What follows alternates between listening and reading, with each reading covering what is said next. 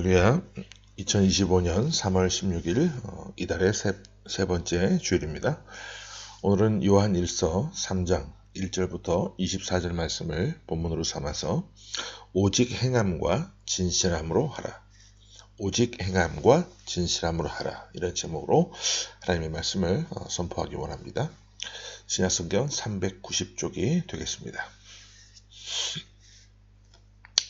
자, 우리가 익히 잘 알고 있는 김유신 장군은요, 삼국 통일에 위협을 이루었던 탁월한 사람이었습니다. 그 김유신 장군에게는 아들이 있었는데 이름은 원술이고 화랑이었습니다. 그런데 이 아들 된 원술이 672년경에 당나라와의 전투에 나갔다가 패배하고서 큰 패배를 하게 됐는데 살아서 돌아왔어요. 보통 부모 같으면 그나마 다행이라고 할 텐데 이 아버지 된 김유신 장군은 크게 진노했습니다. 왜냐하면 당시 화랑은 죽을지언정 싸움에서 물러나지 않아야 하고 지고서 살아서 돌아오는 것은 있을 수 없는 일이었기 때문에 그래요. 그래서 김유신은 임금님에게 아들이 임전무퇴의 계율을 어겼으니까 차명에 처해달라고 건의를 합니다. 하지만 왕은 전쟁에 진 것이 어찌 원술 한 사람의 잘못이겠느냐 하면서 그의 아들을 사면해 주었습니다. 하지만 김유신은 아들을 끝까지 용서하지 않았고 죽을 때까지 아들을 보지 않았다고 하죠.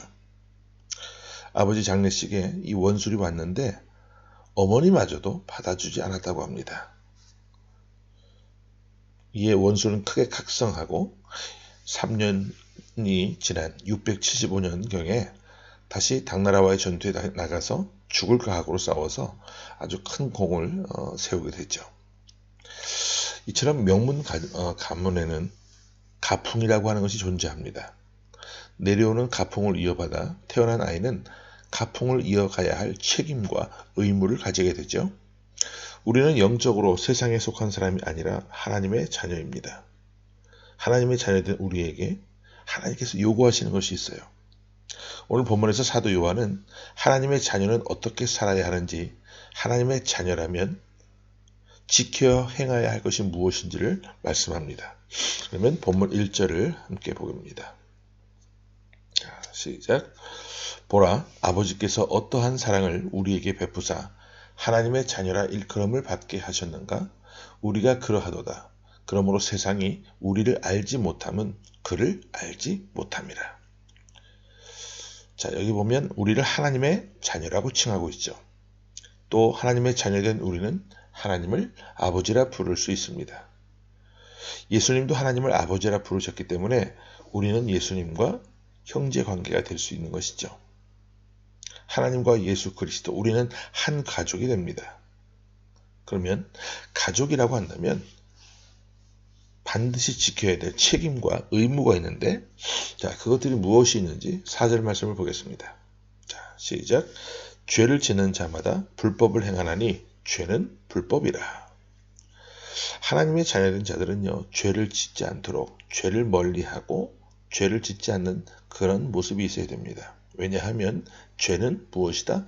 불법이기 때문에 그래요. 사람들은 윤리적인 기준에서 벗어나는 일탈들을 죄라고 생각합니다. 하지만 그것을 본질적인 죄라고 우리는 말할 수 없어요. 성경이 기록하는 죄는 어떤 모습이냐? 바로 자기 중심성에 있습니다. 하나님에게서부터 벗어나서 자기 중심적으로 사는 것이 죄란 말입니다. 에덴에서 아담과 하와의 죄가 어떠했는지를 여러분들 한번 생각을 해보실 필요가 있을 것 같아요. 하나님께서 동산 중앙에 있는 나무의 열매는 먹지 말라고 하셨는데 죄를 짓지 않으려면 하나님 말씀을 중심에 모시고 살아야 하잖아요. 하나님이 금하셨으니까 그 열매 보지도 말아야만 했습니다. 하지만 아담과 하와는 그렇지 않았죠. 보면 볼수록 보암직스럽고 먹음직스러웠어요. 가지고 싶었습니다. 자기 중심성이 하나님이 계셔야 될 자리를 밀어낸 것이죠. 바로 이런 것들이 죄라는 거예요. 하나님의 말씀으로부터 하나님의 뜻으로부터 멀어지는 삶.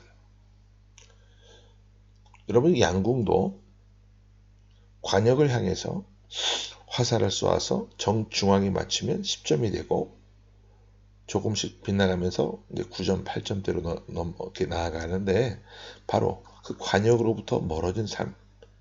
오늘은 하말티아라고 하는데 그런 것들이 바로 죄라는 거예요. 여러분 다윗의 죄를 한번 생각을 해보세요. 하나님은 다윗을 이스라엘의 왕으로 세우신 것이 아니라 처음엔 목자로 세우셨죠. 목자가 해야 될 일이 무엇입니까? 양떼들을 잘 돌보고 성실하게 챙겨주는 모습이 있어야 합니다. 그런데 다윗은요, 밧세바를 범하는 죄를 저지르게 되죠. 왕이었던 자신이 백성의 정조를 유린해도 된다고 생각을 했습니다. 어떤 모습이에요? 왕이 되고 나서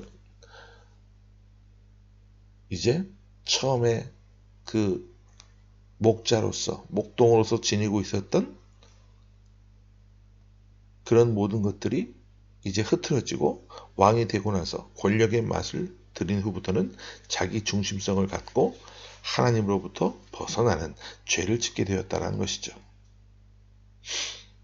여러분 하나님을 벗어나서 자기 중심적으로 살고 있게 되면 하나님 앞에 큰 죄를 범하게 됩니다.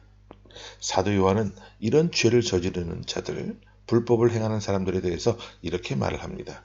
8절을 보겠습니다. 시작. 죄를 짓는 자는 마귀에게 속하나니 마귀는 처음부터 범죄함이라. 하나님의 아들이 나타나신 것은 마귀의 일을 멸하려 하심이라. 죄를 짓는 자는 하나님께 속하지 않고 누구에게? 마귀에게 속했다고 말합니다. 마귀의 자식이라고 말합니다. 우리가 살다 보면 죄를 지을 수도 있고 실수할 수도 있는데 어떻게 단정적으로 마귀의 자식이라고 말할 수 있는가? 서운할 수도 있을 것 같아요. 그런데 그렇지 않아요. 세상과 하나님 나라 사이에는요, 중간에 회색 지대라는 것이 아예 없어요. 하나님의 자녀 아니면 마귀 자식입니다.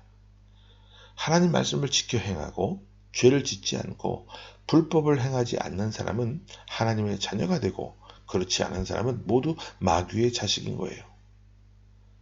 우리는 한쪽 발은 세상에 두고 또 한쪽 발은 하나님 말씀에 두고 살아갑니다. 그러면서 스스로 자화자찬하며 나는 참 지혜롭다라고 생각을 해요. 여기서는 이렇게 하고 저기 가서는 저렇게 행동하면서 세상을 아주 지혜롭게 살아가고 있다라고 생각합니다.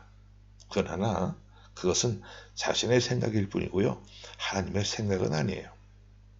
하나님께서 보실 때 하나님의 자녀 아니면 모두 마귀의 자녀인데 우리가 잘 아는 마태복음 25장에 나오는 그 양과 염소의 비유가 나오죠. 양은 하나님의 자녀를 뜻하고 염소는 마귀의 자식을 뜻합니다. 중간지대, 회색지대는 아예 없어요. 그러므로 우리는 하나님의 자녀가 되지 못하면 마귀의 자식이 될 수밖에 없다는 사실을 깨닫고 하나님의 자녀로서 자기 중심성을 극복하고 하나님 중심적으로 날마다 살아가고자 애쓰고 노력하는 그런 귀한 모습들이 있기를 바랍니다. 또 사도 요한은 하나님의 자녀로서 우리가 더 적극적으로 행동해야 될 것을 이야기하는데, 자, 11절을 보겠습니다. 시작. 우리는 서로 사랑할지니 이는 너희가 처음부터 들은 소식이라. 죄를 짓지 않고 불법을 행하지 않는 것에서 더 나아가 사랑을 행하는 사람이 되라고 말씀합니다. 여기서 사랑이라고 하는 것은요, 사랑을 행하는 것은 말로만 행하는 것이 아님을 또 이야기하는데 17절, 18절 연결해서 보고 정리하겠습니다. 자, 시작. 누가 이 세상의 재물을 가지고 형제의 궁핍함을 보고도 도와줄 마음을 닫으면 하나님의 사랑이 어찌 그 속에 거하겠느냐. 자녀들아, 우리가 말과 혀로만 사랑하지 말고 행함과 진실함으로 하자. 여러분, 재물을 많이 갖고 있어요. 형제가 궁핍해요. 그런 사정을 알게 되었고 보게 되었습니다. 그런데 그런 상황을 돕지 않으면 어떻게 하나님의 자녀라고 말할 수 있느냐 그 말이죠. 사랑이라고 하는 것은요, 말로만 혀로만 하는 것이 아니고 행함과 진실함으로 하는 겁니다. 하나님께서 행동하셨기에 우리도 행동해야만 합니다. 하나님께서 우리를 사랑하신다고 말해놓고 아무런 행동도 하지 않으셨다면 우리는 구원받지 못했을 거예요.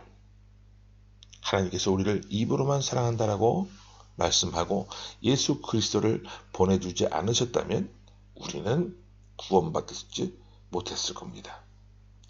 하나님께서 아들을 이 땅에 보내신 그 행함과 진실함이 있었기 때문에 우리는 구원받은 존재가 된 것이죠.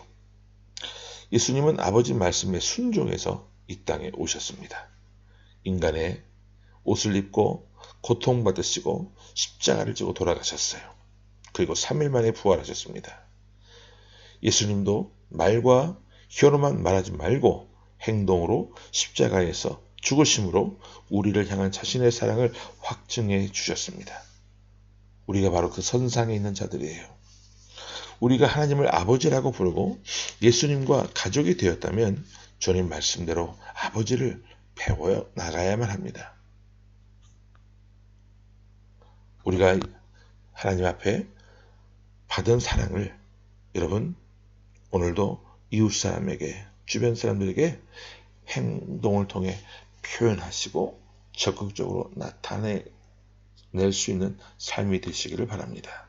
그래서 이 사순절 기간을 온전히 더 그리스도의 사랑으로 이 땅을 품고 나아갈 수 있는 저와 여러분의 모습이 될 수 있기를 간절히 주의 이름으로 축원합니다. 아멘. 함께 기도하겠습니다. 주님 감사합니다. 하나님의 자녀다운 모습이 어떠한 모습인지를 오늘 말씀을 통해서 깨닫게 하셨는데 오직 행함과 진실함으로 우리가 이 땅을 살아나갈 수 있도록 도와주옵소서.